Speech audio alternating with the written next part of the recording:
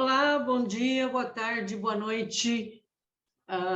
Como eu digo, a gente nunca sabe a que horas nós vamos ser assistidas, né?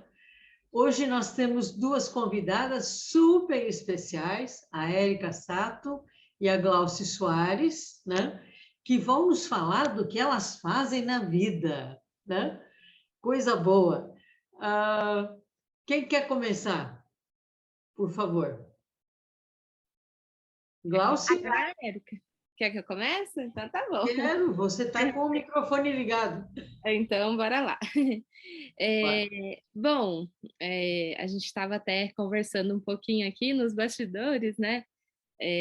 O que eu faço da vida é acompanhar as mulheres. Eu gosto de falar assim, porque é estar ao lado das mulheres nesse processo da vida reprodutiva, né? Então, gestação, parto, pós-parto.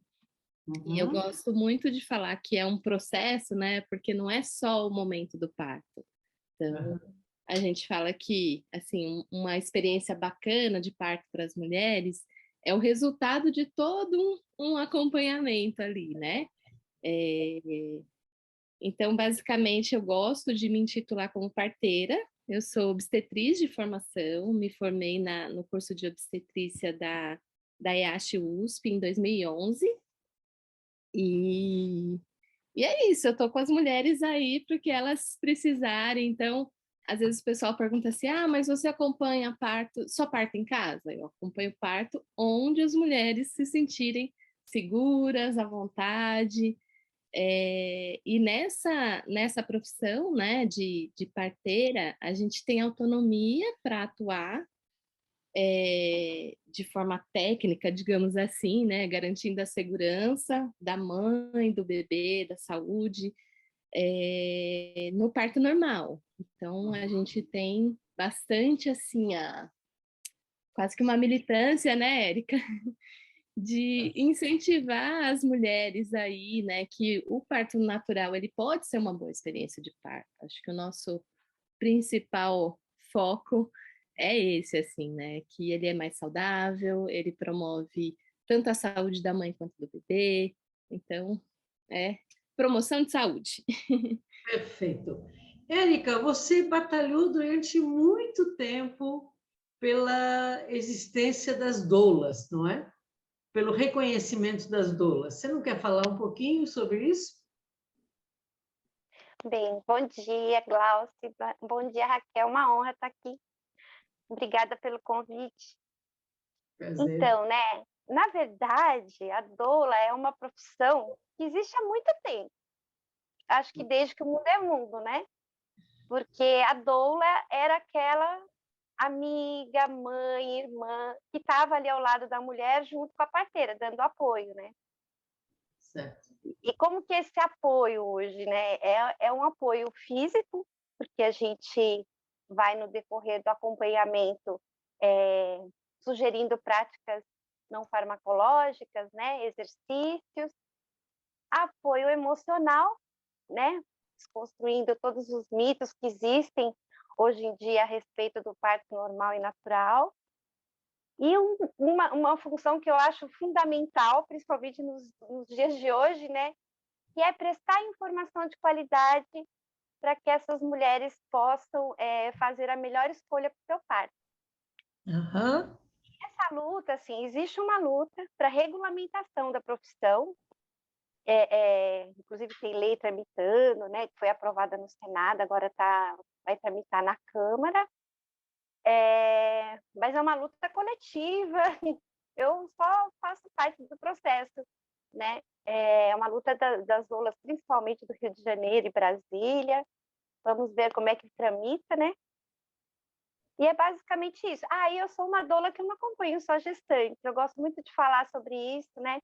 Eu tenho acompanhado já no decorrer dos últimos anos mulheres em perda gestacional e mulheres em situação de aborto legal, que é algo que eu me orgulho muito de fazer, de estar dos dois lados, né? Aham. Nesse acompanhamento das mulheres. Aham. Beleza, maravilha. E parece que tem até o Dia Nacional da Doula, não é? No dia 18 de dezembro. E parece que teve também o Dia Nacional da Obstetriz. Eu não sei se é parteira ou obstetriz. Obstetriz, né? Os É, dois, né? os dois, tá. Que foi em maio, agora, recentemente, né? Essa data, que é o dia 5 de maio, né, é o Dia Internacional das Midwives, que eles falam, né, que são as obstetrizes, parteiras. Então, a gente considera aí essas profissionais que acompanham as mulheres, né? E Uhum, é interessante a gente falar, eu gostei muito da fala da Érica, né, porque ela traz bastante essa amplitude, assim, da atuação, né? A gente, como obstetriz, a gente acompanha as mulheres no planejamento reprodutivo também. Então, uma das coisas, por exemplo, a inserção de DIU é um método não farmacológico, é um método de longa duração, né? Que muitas mulheres têm assim, uma boa aceitação do corpo, vamos dizer assim, né? E as uhum. obstetrizes hoje têm feito também esse trabalho, educação contraceptiva, né? Então, acho bastante importante a gente ampliar mesmo esse escopo da atuação, sabe? Mas Uhum. é isso, dia 5 de maio foi o Dia Internacional das Obstetrizes, parteiras. Certo. E no Dia das Mães, parece que o Ministério da Saúde lançou a tal da carteira gestante, né? Que estimula uma série de coisas que estão tão polêmicas, né? Que, na verdade, está se pegando um abaixo-assinado para ver se a gente consegue revogar essa questão, né? O que vocês terem achado dessa carteira gestante? Vamos falar dela um pouquinho? Vamos sim. É bastante importante a gente falar dela, né? Porque ela tem é, alguns retrocessos, assim, do que a gente tinha de carteira da gestante. A gente teve, anterior à carteira da gestante, também um retrocesso a nível de política pública, né? Porque a gente tinha a Rede Cegonha, que ela incentivava os centros de parto normal, então a atuação da enfermeira obstetra obstetriz, com autonomia. E isso é importante falar, porque a gente tem um trabalho muito grande de mudança de modelo a ser feito, né? Quando a gente olha para os nossos indicadores aí, o excesso do número de cesáreas, a mortalidade materna. Então, você vê assim que do jeito que tá, não tá bom, né? Então, a Rede Cegonha, ela é uma política pública, né, que ela incentiva esse modelo menos medicalizado, mais natural, de promoção da saúde.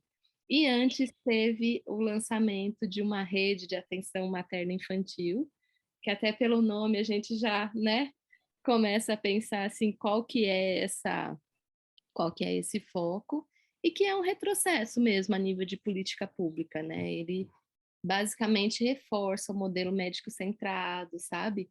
Ele dá muito autonomia para as intervenções, é a sensação que a gente tem quando lê, né? Então, por exemplo, um centro de parto normal que funcionava com parteiras, ele propõe que tenha um médico. Então, essa foi uma primeira alteração aí, né? E a Uhum. caderneta, ela vem reforçando o que foi essa rede de atenção materno-infantil, né? Porque ela fala da autonomia ali do médico para fazer procedimentos que a gente sabe que são danosos, que não são bons para as mulheres, né? Tanto do ponto de vista físico como do relato da vivência mesmo, né? Procedimentos que a gente configura como violência obstétrica, né? Uhum. Então, e tem essa questão do planejamento reprodutivo também, tem um item ali na caderneta da gestante que fala da contracepção adquirida pela amamentação até os 6 meses. E a gente sabe que isso é um mito, que muitas mulheres engravidam por conta desse mito. Então, assim, é um desserviço do ponto de vista de direito sexual e reprodutivo. Érica, você não quer complementar? Porque parece que estimula episiotomia também, né? E estimula subir na barriga da mãe. eventualmente. Como é que é isso, Érica, para você? O que você acha disso, dessa questão? Ai, Raquel, eu tô desolada, sabe? De verdade, porque a gente faz tanto trabalho de informação, né? De passar informação para que essas mulheres, para esses casais, possam ter o melhor parto, né?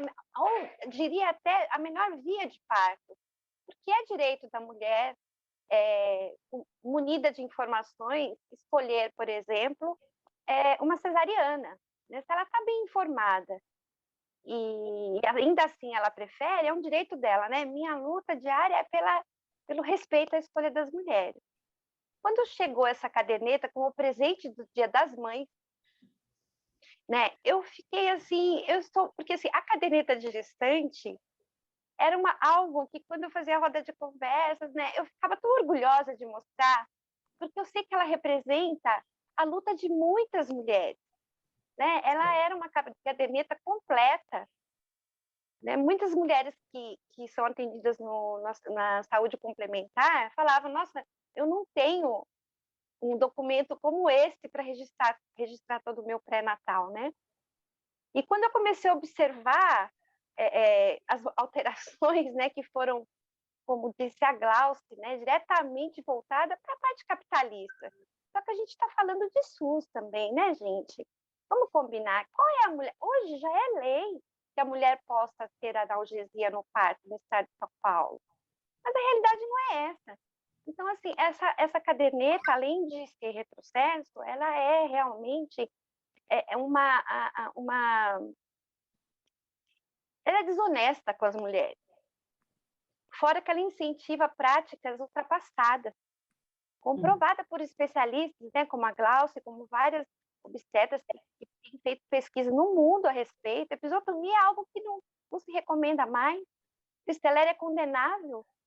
E como que eu fico pensando, como é que eu vou, nesse decorrer, né, à medida que as mulheres receberem essas cadernetas, como é que eu vou trabalhar com elas, desconstruir algo que o próprio Ministério da Saúde incentiva? É desolador. Tá.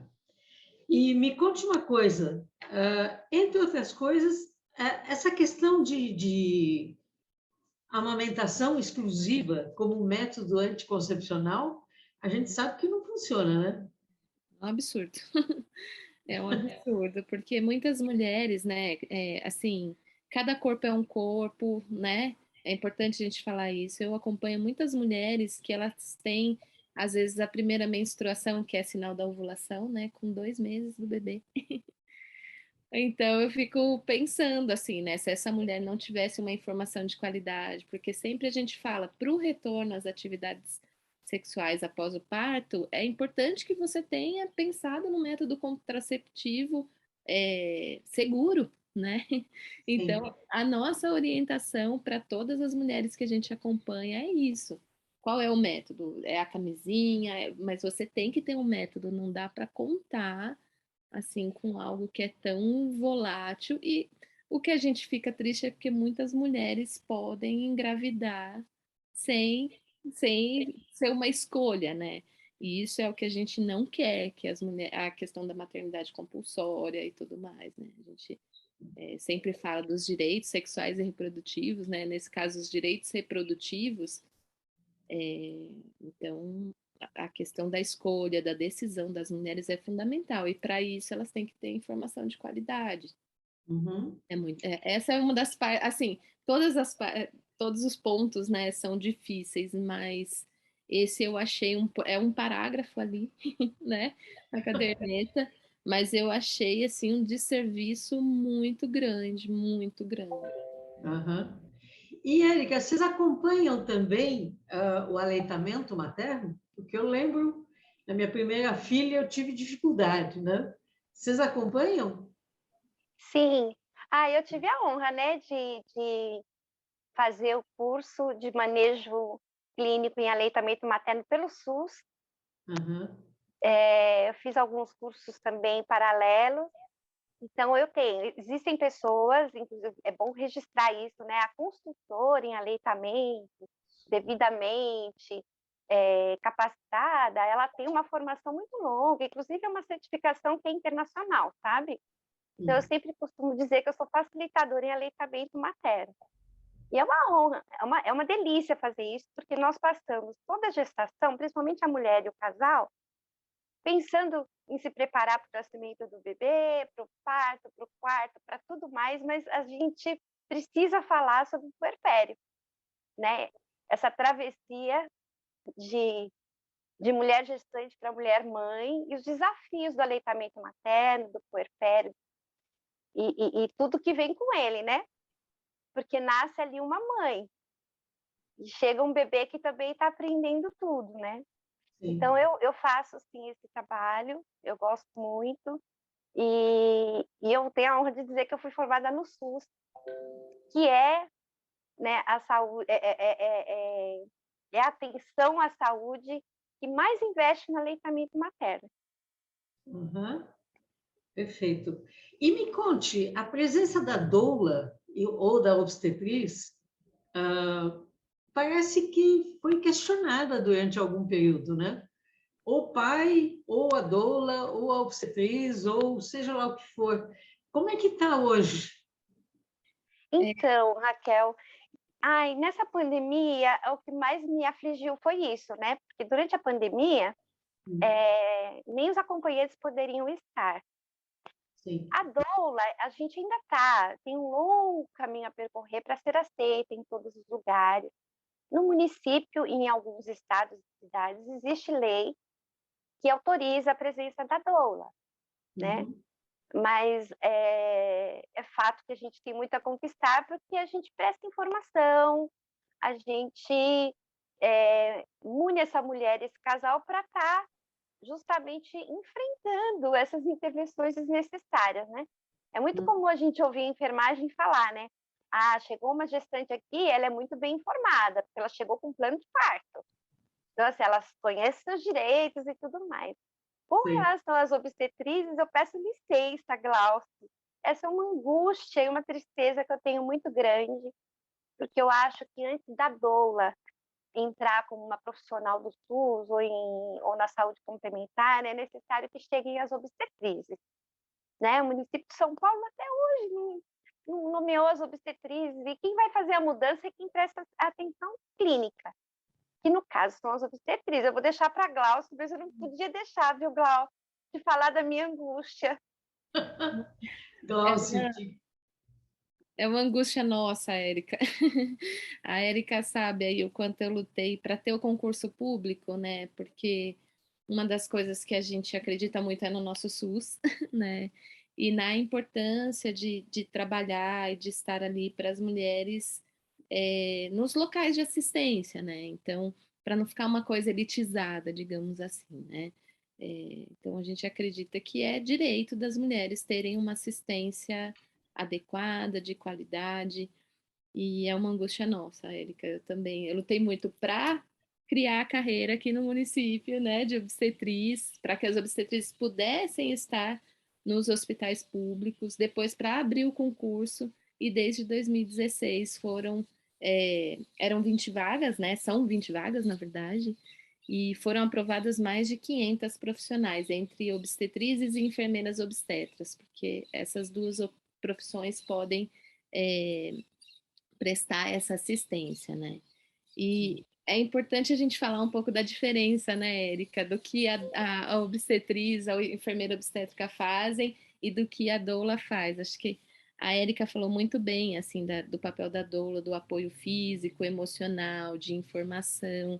E as obstetrizes, digamos que a gente fica como responsável ali, né, para o acompanhamento do parto. Então, por exemplo, um parto normal, eu não preciso ter um médico junto comigo, eu sou a profissional responsável de escolha ali, então a gente sabe avaliar se um bebê está bem ou não, né? Tanto no trabalho de parto, se a mãe está bem, todos os parâmetros clínicos, assim, né? Se é um caso que precisa de uma atenção de maior complexidade, ou se é um parto de risco habitual que a gente chama, né?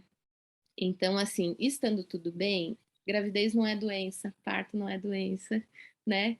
Pelo contrário, eles são, assim, símbolos, eu acredito, de uma plena saúde, né?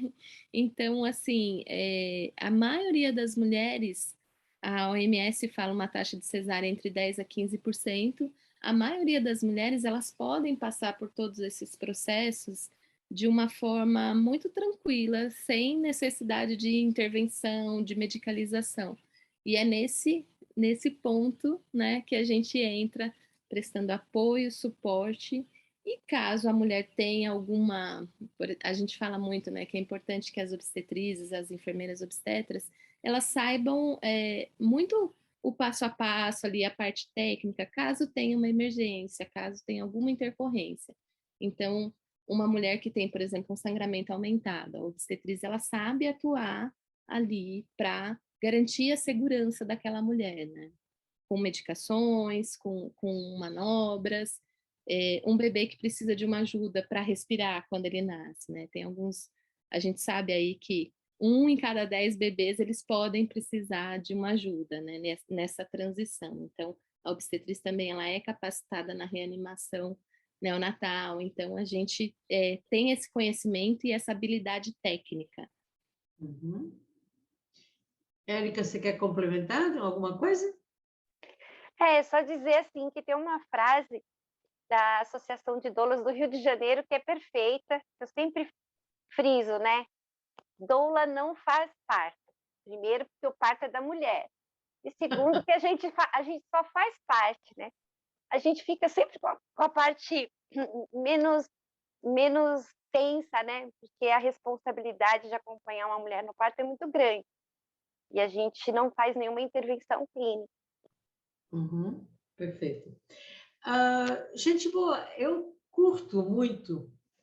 Eu fui convidada faz muitos anos atrás para visitar uma tribo indígena e desde então as nações indígenas me chamam muito a atenção, né?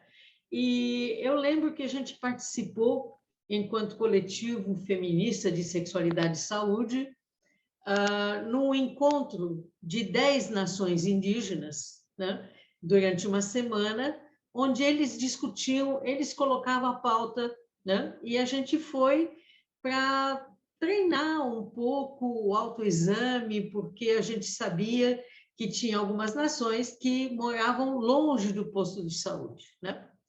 E lá chegando, a gente começou a conversar, né? E conversa vai, conversa vem. Eu perguntei, ou a gente perguntou, não me lembro mais quem foi, que perguntou como é que é o parto lá, né, nessas nações indígenas que acontecem. E uma mulher, a primeira mulher que me respondeu, disse: olha, eu lembro do meu primeiro, eu tenho 2 filhos, né? Eu lembro do meu primeiro filho, a minha mãe entrou na minha tenda e falou: filha, filha, acorda, está na hora do teu parto. E aí eu levantei, né? E a gente foi até a beira do rio, eu entrei no rio e a criança nasceu. Opa, que coisa bonita! E como é que foi o segundo parto? O segundo foi na maternidade. O que aconteceu? O que houve, né? Olha, 2 motivos, né? O primeiro deles é que antigamente a gente não comia sal quando estava grávida, né? Hoje em dia a gente come sal, que portanto deve reter líquido, etc., deve complicar a vida. E o segundo motivo é que a criança pode estar numa posição errada. Aí, uma outra mulher, que eu não sei se chamo de parteira, doula, obstetriz, sei lá o quê, ela me disse, ela respondeu a ela: olha, minha filha, sabe o que acontece quando a posição da criança está errada? A gente faz massagem na barriga, coloca a criança na posição correta e o parto acontece naturalmente, né? Do mesmo jeito que aconteceu o teu primeiro parto. O que vocês acham dessa história, dessa mistificação, de alguma maneira, né? Da nossa medicina tradicional? A gente fala muito, né, dos processos da importância, assim, da gente ter um conhecimento sobre isso e do quanto a colonização, né, ela vai, de certa forma, mudando ali o que seriam as práticas, né? Uhum. Então, a gente sabe que tem a versão, né, que as parteiras fazem. Por isso que eu falei, assim, as parteiras tradicionais, elas fazem um trabalho fantástico, né? Em muitos lugares que são elas as prestadoras de serviço ali para a saúde das mulheres, né? Então, é, e se a gente for pensar historicamente, né, era para a gente ter muito mais esse conhecimento das parteiras, né? De certa forma, ele foi suprimido, digamos assim, né, por conta de uma colonização que não respeitava os saberes, né, das mulheres. Uhum. Então, eu entendo como você, Raquel, assim, que é muito muito ruim de certa forma, né? Porque aí tudo aquilo que dava sentido e que dava embasamento, né, para aquele conhecimento e para aquela promoção de saúde que elas têm, acaba vindo uma outra coisa de fora, né? Criando problemas e riscos e deslocando aí até o local de parto essa Uhum. mulher, né? Então, é, a gente sabe que os saberes tradicionais, eles têm uma lógica, né? Que é uma lógica deles e as parteiras, sim, sabem fazer a versão ali do bebê, né? Então, eles têm um conhecimento que foi construído ao longo de muitos anos, porque é um saber que é passado de mãe para filha, de avó para neta, né? Com base muito na vivência. Então, e elas têm muito conhecimento. Até tem uma amiga minha muito querida, a Bianca Zorzan. Ela é, ela é obstetriz também e ela está estudando no doutorado justamente isso, as práticas das obstetrizes e das parteiras tradicionais. E ela foi visitar uma tribo, né, um pessoal na Amazônia. E aí a mulher falou: Eu quero ver um médico sair de onde ele está e vir acompanhar um parto aqui. Não sou eu acompanhar um parto no hospital. Eu quero ver ele vir aqui acompanhar do meu jeito, com a estrutura que eu tenho aqui. Não vem, ela falou. Então, assim, acho que é uma reverência muito grande que a gente tem a essas mulheres que se dedicam aí a dar assistência, né, para as mulheres ali da comunidade. E às vezes ficam 5 dias de barco, sabe, daquele local até a cidade mais próxima. Então, elas têm feito um trabalho muito bacana e tem que ser respeitado. E a gente tem, inclusive, que entender, assim, reverenciar, eu acredito, sabe? Esse conhecimento, porque são elas que cuidam das mulheres, né? Uhum. Érica? Ah, eu sou suspeita, né? Porque é engraçado, eu tava ouvindo a Glau, né? Eu, em 2006, eu fiz Rally dos Sertões. Eu nem sonhava em ser doula. Hum. Fui fazendo uma ação social e aí eu chego a Mateiros, que fica no Tocantins. De lá vem o Capim Dourado. Fui junto com os profissionais de saúde, porque eles levam durante o Rally dos Sertões, é feita uma ação social com dentista, oftalmologista, clínico, várias atividades. E aí eu conheci a Dona Maria. A Dona Maria estava com 94 anos e eu estava ali ajudando a preencher ficha com os médicos, os dentistas e tal. Terminou meu trabalho e fiquei sentada ali conversando com a Dona Maria. E ela falava, e assim, uma coisa que me chamou muita atenção é que tinham muitos adultos que não tinham RG, né? Era um lugar que muitos anos atrás não ia carro, era só burro. Então, os homens saíam, levavam um mês para ir e voltar para comprar alimento, só para vocês verem o quão isolado é. E eu achei lindo, na época ela sentou e a gente conversando, e ela falou: todo mundo que está aqui eu ajudei a vir ao mundo, né? E eu fiquei apaixonada por aquela história, nem sonhava.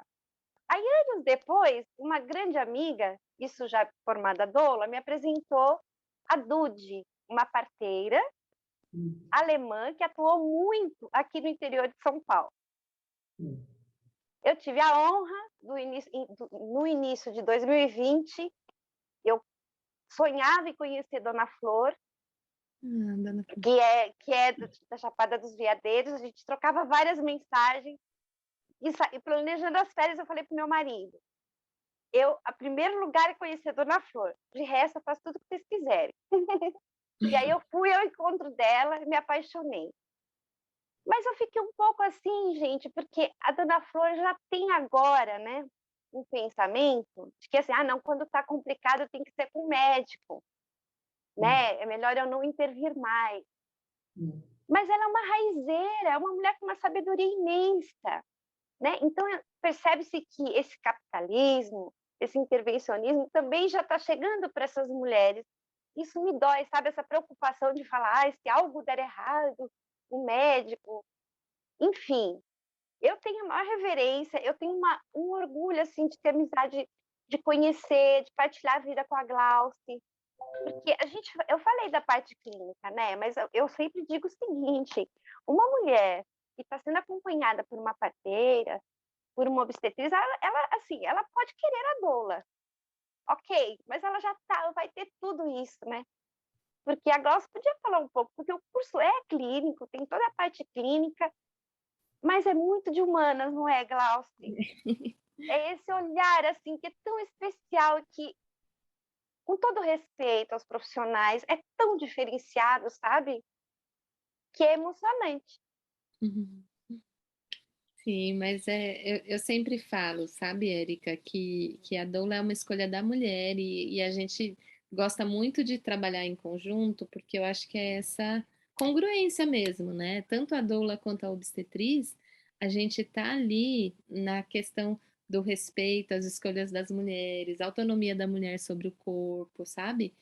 E uma mulher que ela tem uma assistência de qualidade, tanto da obstetriz como da doula, nesse apoio emocional e tudo mais, no apoio físico também, né? Porque a gente sabe que algumas mulheres vão ter um parto muito rápido e algumas mulheres vão ter uma trajetória aí mais longa, né? E inclusive para esse respeito ao tempo do parto, ao tempo do corpo das mulheres, é importante ter ali pessoas que realmente acreditam, né? Que aquilo é possível, que tá tudo bem, sabe? Então, para mim, assim, essa questão do tempo mesmo sempre foi algo fundamental na obstetrícia, né? Porque os corpos são diferentes, as pessoas são diferentes. Como é que a gente quer que o tempo do trabalho de parto seja igual? É muito diferente para cada mulher, né? E essa noção do tempo mesmo, ela foi construída aqui, né, na nossa cultura, ela foi muito construída com base em um estudo pequeno, assim, já antigo, que falava aquele 1 centímetro por hora, e a gente sabe que não é isso que acontece. Tem mulheres que elas demoram horas para dilatar ali, às vezes 1, 2 centímetros, e depois vai muito rápido o processo, né? Então, sempre a gente acredita que é a mente, o corpo, a história das mulheres ali envolvida. Por exemplo, você acompanhar uma mulher que passou por uma situação de abuso sexual, né, na infância. Essa mulher, ela pode reviver isso na situação do parto, que a gente sabe que o parto também é muito sexual. Então, por isso que o atendimento ele tem que ser individualizado, sabe? Ele tem que olhar para cada mulher. Então, pode ser que essa mulher tenha uma evolução diferente e ela precisa de profissionais que a acolham, que deem suporte e que vão ter esse respeito naquele manejo e naquele cuidado, né? Por falar em olhar para cada mulher, andam dizendo por aí, né, e provavelmente estão corretas, que as mulheres negras têm recebido menos anestesia na hora do parto, porque os médicos consideram, de alguma maneira, que a mulher negra aguenta mais a dor. Vocês têm verificado isso? Vocês têm acompanhado? Raquel, eu vou ter que pedir licença, que eu vou ter que sair. Tava uma delícia conversar com vocês, mas vou deixar aqui a Érica nessa representação, que com certeza ela vai continuar esse papo muito bem. Muito Ok, obrigada, nós. viu? Um prazer estar com Obrigadíssima. vocês. Tá? Obrigada, Érica. Valeu. Beijo, tchau. Tchau. Érica? Então, Raquel, essa é uma questão, né? Porque o racismo institucional, na Sim. verdade, quando a gente fala de direitos, de escolha, de respeito, a gente precisa se lembrar que as mulheres negras, as mulheres periféricas, elas têm muito menos acesso, né, a esses direitos. Eu Uhum. tenho uma doula, ela se chama Daniela Rosa, ela assisti uma palestra dela, né, ela fez toda uma pesquisa sobre o racismo, né, Uhum. e assim, em coisas tão doloridas, né, havia mulheres que faziam cesariana sem anestesia, gente, Ai. né, no passado. Tem uma foto de um quadro que foi pintado e ela colocou assim que me dói muito, né? Que era uma mulher negra, né? Provavelmente babá da família, amamentando o filho da sinhazinha branco e o bebê no meio, o bebê dela no meio das pernas no chão. Nossa. Então assim, a gente precisa refletir sobre isso, sabe? E é por isso, sabe, Raquel, que a gente faz essa luta tão grande pelo SUS. Porque a gente sabe que quem pode pagar, vamos ser honestas, sinceras, quem pode pagar tem o parto que quiser, onde ela quiser, do jeito que ela quiser, né? Ela pode fazer um aborto, ela não é julgada, ninguém fica sabendo, tá tudo ok. Mas e para as mulheres periféricas, vulneráveis, o que chega? O que chega? Uhum.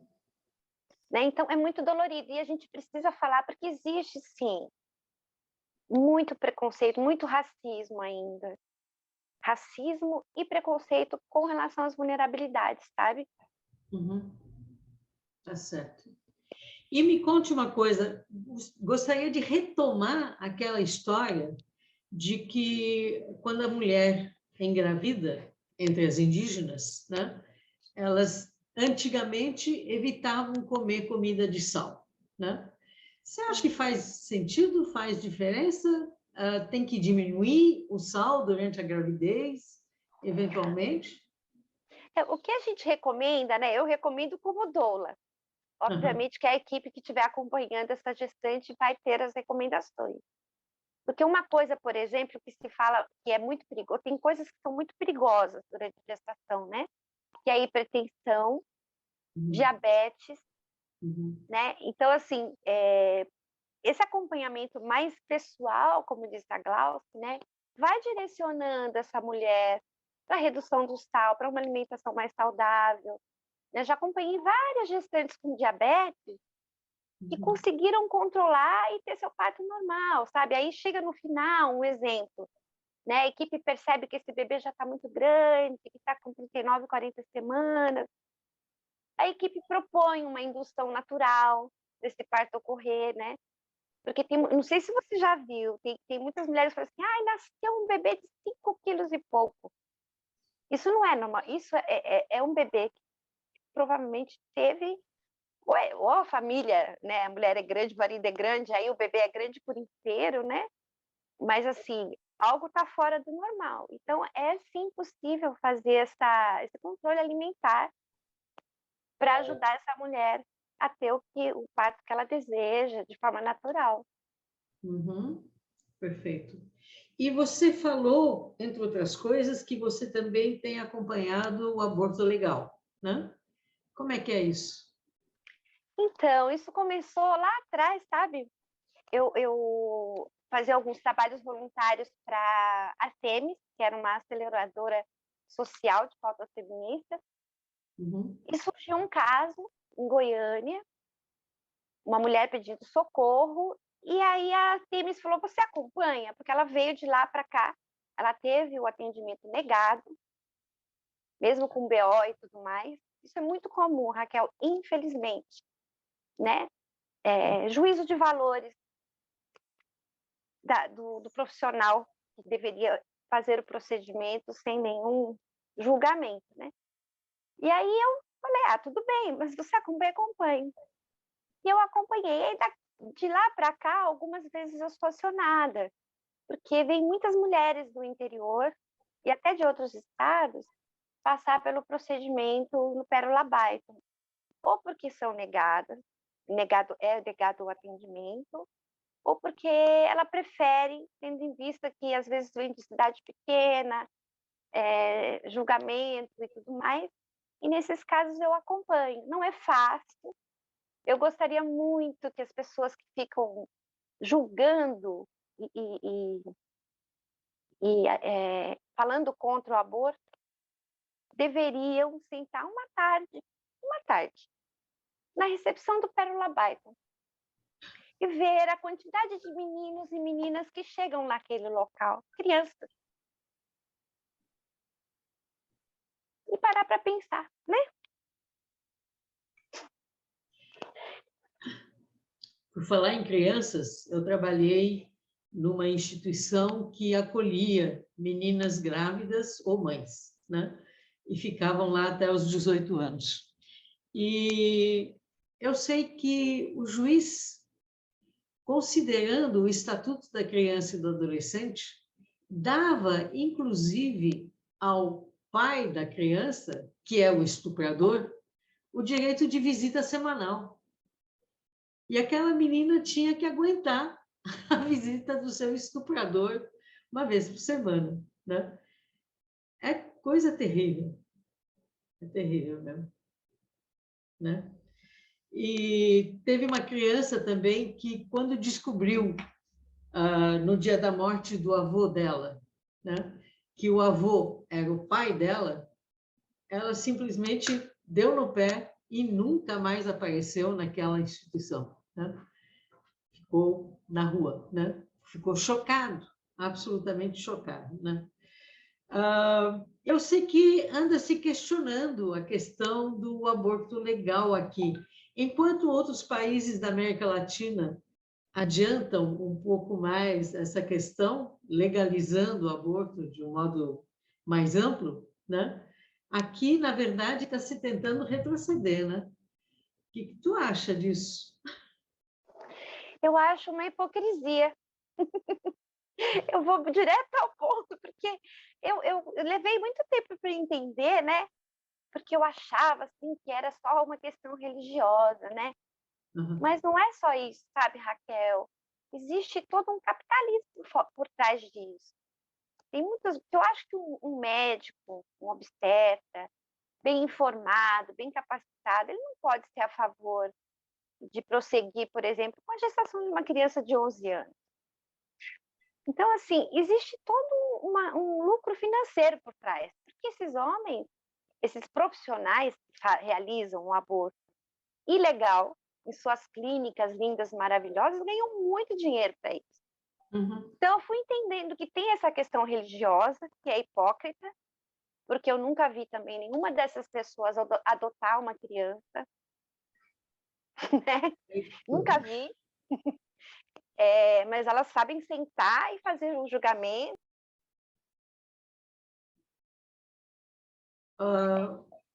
O som... Desculpa, entrou uma ligação. Eu sou totalmente a favor dessa luta e eu ouço muito assim, mas você acompanha mulheres que param bebês, tem uma profissão tão linda. Por que você acompanha? Porque eu estou para acompanhar a mulher, seja ela de que forma for, em todas as suas escolhas. Uhum. E eu sou a favor e tenho essa luta junto com você, Raquel, que luta há tanto tempo também pela legalização, e cada uma de nós tem que ter o direito de escolher se quer ter filhos, quando quer ter filhos, e ponto. Porque ninguém paga as nossas contas, né? Eu sou filha de mãe solo.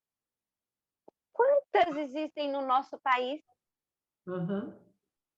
Diz que metade das famílias são chefiadas por mães solo, né?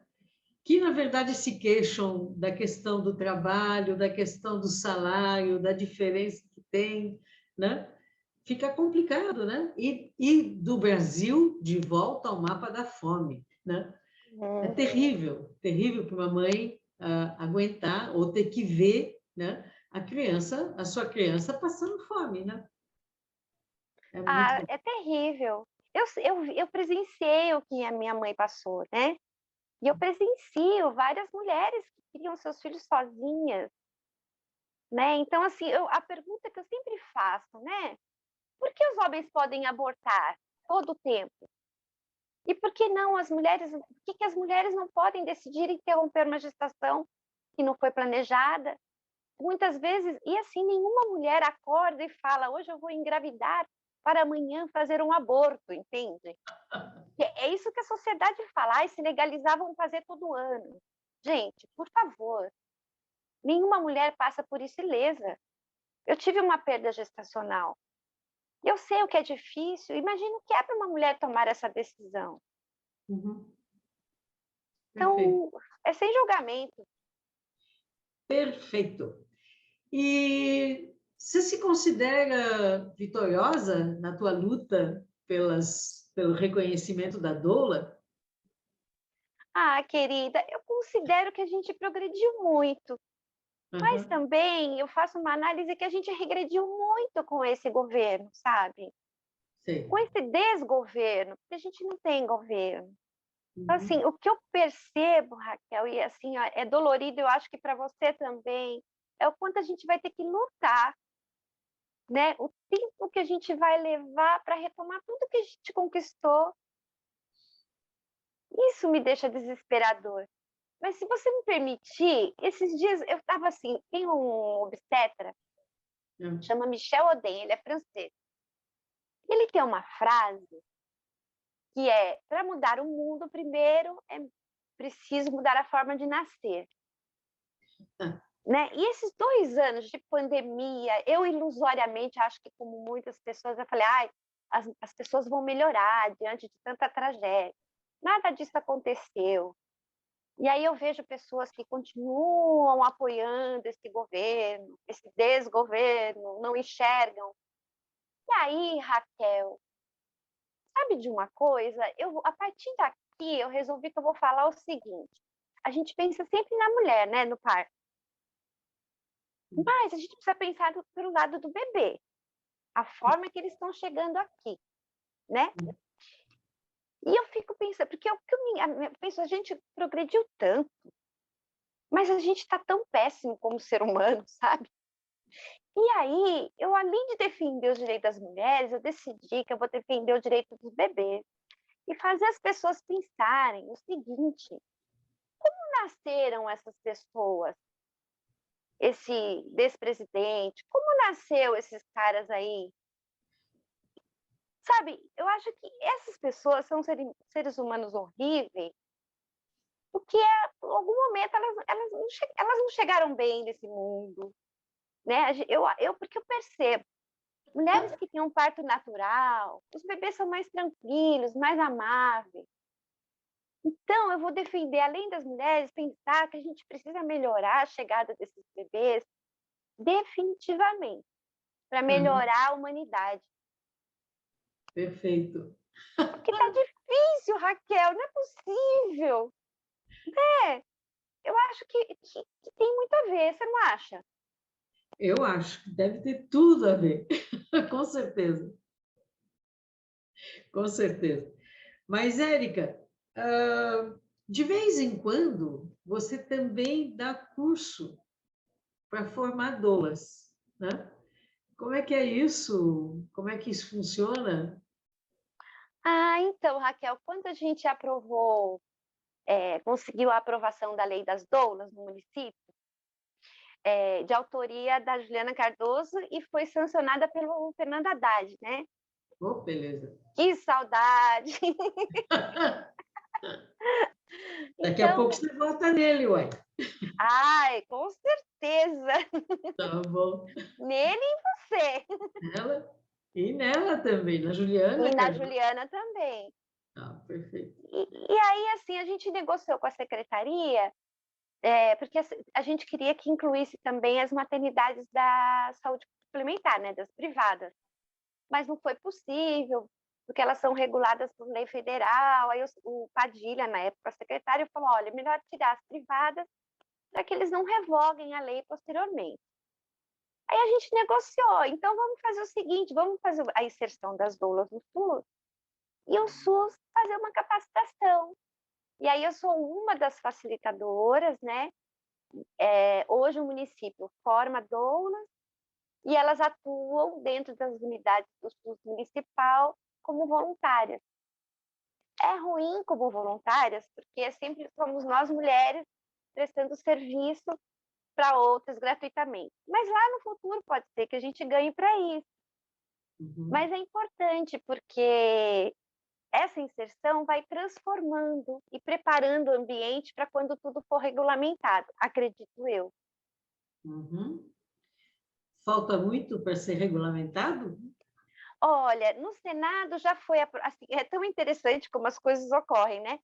Existia um projeto de lei da Érica Cocai, tramitando já há muitos anos na Câmara. Aí uma senadora fez o PL e aprovou no Senado.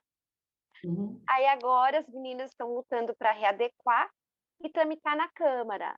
Sendo aprovado na Câmara, o que é bem mais fácil, já que o Senado aprovou, vai para sanção e entra em vigor. Uhum.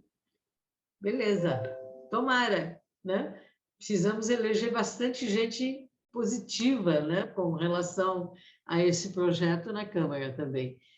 Porque será votada em breve, será? Ou demora mais algum tempo? Eu acho que demora, Raquel, porque passa por antes de ir para plenária, né, votação em plenário, ela tramita por 3 comissões. Normalmente a comissão de saúde, de finanças, né, comissão da mulher, para fazer uma análise, inclusive porque eles precisam ver se vai ter algum custo para o Estado e tal. Tá. Acho que deve, mas talvez, quem sabe, antes do final do ano, né? Até preferia que enrolasse um pouco mais, porque com esse desgoverno chega lá e a pessoa não assina, né? Enfim. Ok. Mauro, você quer perguntar alguma coisa? Você quer interferir nessa nossa conversa?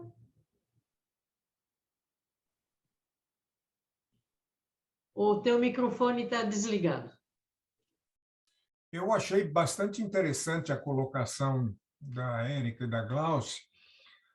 Eu, até faz muitos anos, no início de carreira, eu fui neonatologista, então trabalhava num hospital, vamos chamar de nível terciário, né, em que pegava partos extremamente complicados, a quantidade de prematuros imensa. Então, assim, eu acho que a gente tem que ter essa visão, né, de que cada profissional pode se inserir nos níveis de atuação. Não é? A doula pode inserir em vários, né, em vários, assim, mesmo assim, quando a coisa tem alguma dificuldade, a prática que elas têm, dá para resolver. E pensando no recém-nascido, aí é que começa a complicar, porque se a gente pode haver a solução do ponto de vista da doula, mas nem sempre o bebê sai legal, porque às vezes um sofrimento do parto pode levar, não é, a uma dificuldade, e se você não tem um pronto atendimento, essa criança morre. Não tem jeito, né? Por isso é que é alta, às vezes, a mortalidade, tanto a materna quanto a fetal, nas gravidezes de risco, né? Então, eu acho que essas colocações que foram feitas são fundamentais, né? Eu acho que não dá para. Nós somos tão carentes de recursos que não dá para prescindir de ninguém, né? De ninguém, sabe? Eu acho que é fundamental isso. A gente tem lugar para todo mundo, né? Então, eu fui até diretor de um hospital e eu estimulava muito o trabalho das equipes chamadas multidisciplinares.